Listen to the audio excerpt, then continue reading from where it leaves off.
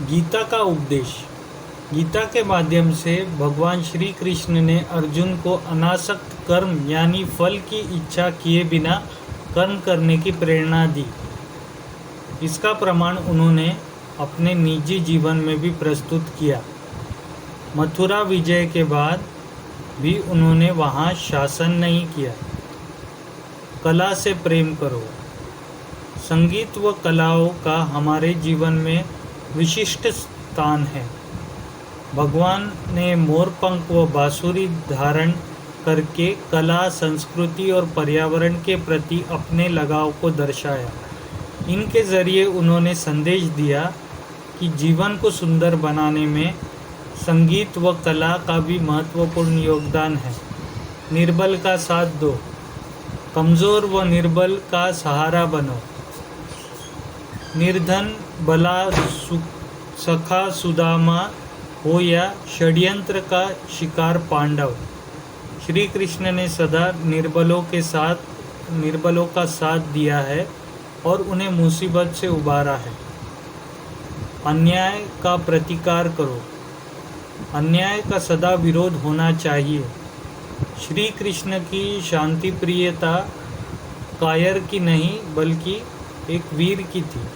उन्होंने अन्य कभी स्वीकार नहीं किया।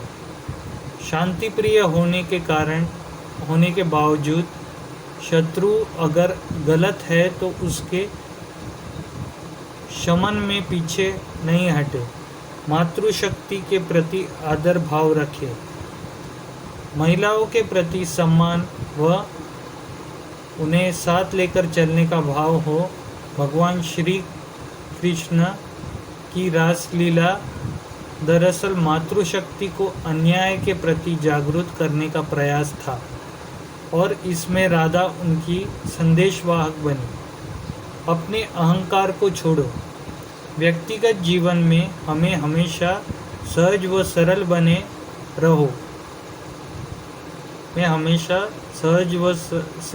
रहो।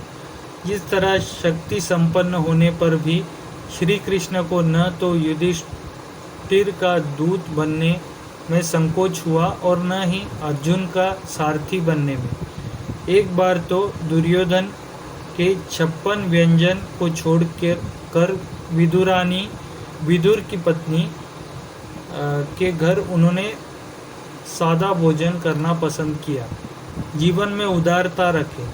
उदारता व्यक्तित्व को संपूर्ण बनाती है। श्री कृष्ण जहाँ तक हो सका मित्रता, सहयोग, सामंजस्य आदि के बल पर ही परिस्थितियों को सुधारने का प्रयास किया, लेकिन जहाँ ज़रूरत पड़ी वहाँ सुदर्शन चक्र उठाने में भी संकोच नहीं किया। वही अपने निर्धन सखा सुदामा का अंत तक साथ निभाया और उनके चरण तक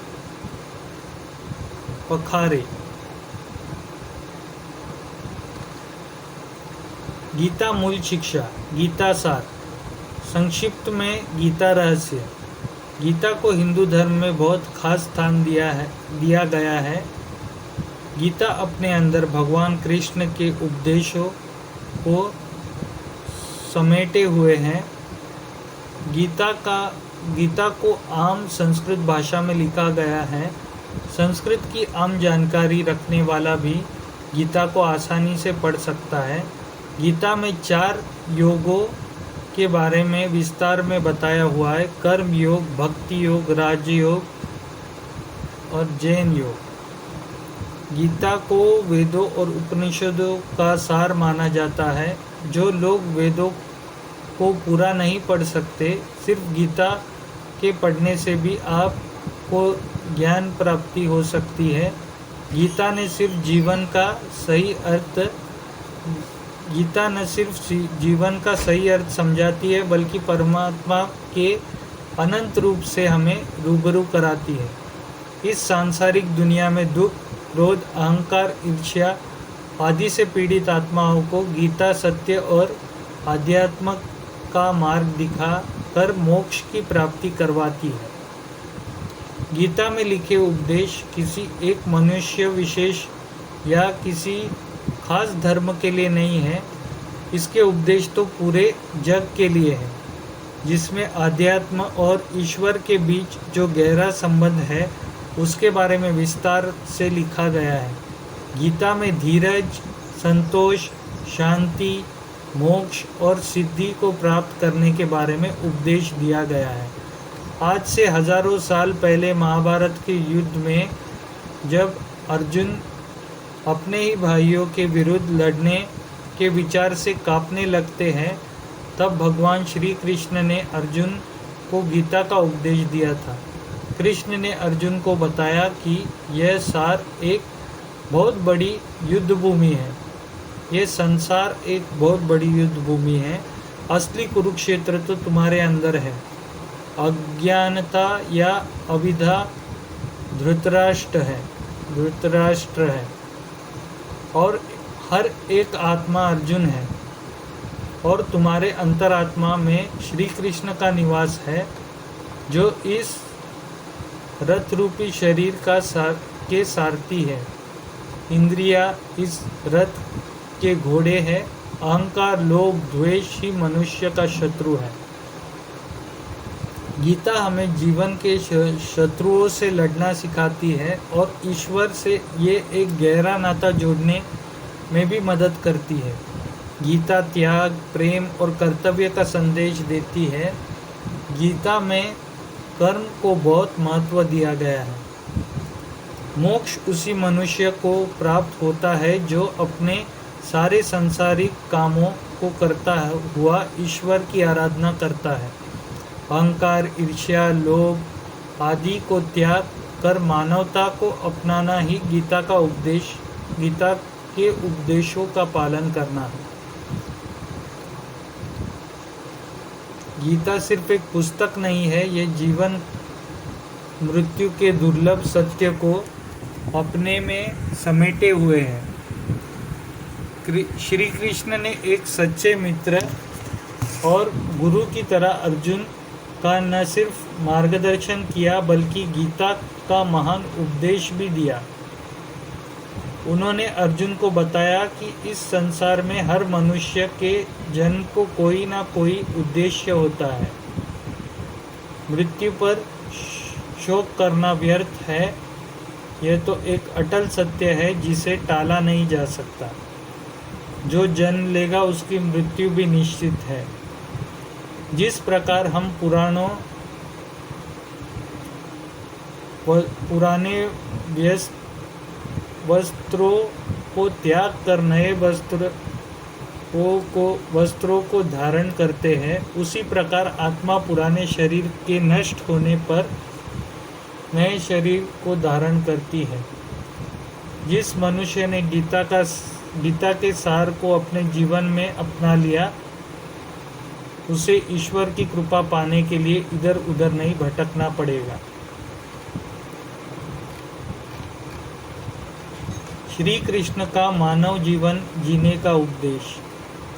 तुम अपने आत्मीय स्वजन और बंधु बांधवों का स्नेह संबंध छोड़ दो और अनन्य प्रेम से मुझ में अपना मन लगाकर समदृष्टि से पृथ्वी पर स्वच्छंद विचरण करो।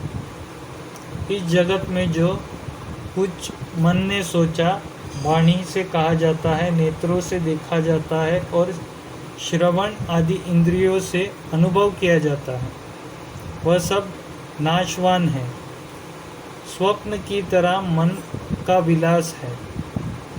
इसलिए माया मात्र है, मिथ्य है, ऐसा जान लो। जिस पुरुष का मन अशांत है, असंयत है, उसी को पागलों की तरह अनेकों वस्तुएं मालूम पड़ती है। वास्तव में यह चित्त का भ्रम ही है। नानात्व का भ्रम हो जाने पर ही यह गुण है और यह दोष है, इस प्रकार की कल्पना करी जाती है। जिसकी बुद्धि में गुण और दोष का भेद बैठ गया है, तृणमूल हो गया है, उसी के लिए कर्म, अकर्म और विकर्म रूप का प्रतिपादन हुआ है। जो पुरुष गुण और दोष बुद्धि से अतीत हो जाता है वह बालक के समान निषेध कर्मों से निवृत्त होता है, परंतु दोष बुद्धि से नहीं। वह विविध कर्मों का अनुष्ठान भी करता है, परंतु गुण बुद्धि से नहीं। जिसने श्रुतियों के तात्पर्य का यथार्थ ज्ञान ही प्राप्त नहीं कर लिया, बल्कि उनका साक्षात्कार भी कर लिया है, और इस प्रकार जो अटल निश्चय से संपन्न हो गया है, वह समस्त प्राणियों का हितैषी समृद्ध होता है और उसकी सारी वृत्तियाँ सर्वथा शांत रहती है। वह समस्त प्रतीयमान विश्व को मेरा ही स्वरूप आत्मस्वरूप देखता है, इसलिए उसे फिर कभी जन्म मृत्यु का चक्र में नहीं पड़ना पड़ता। जय श्री कृष्ण। अगर आपको ये कहानी अगर आपको ये गीता उपदेश पसंद आई है तो हमारे चैनल को लाइक, शेयर और सब्सक्राइब कीजिए। थैंक्स।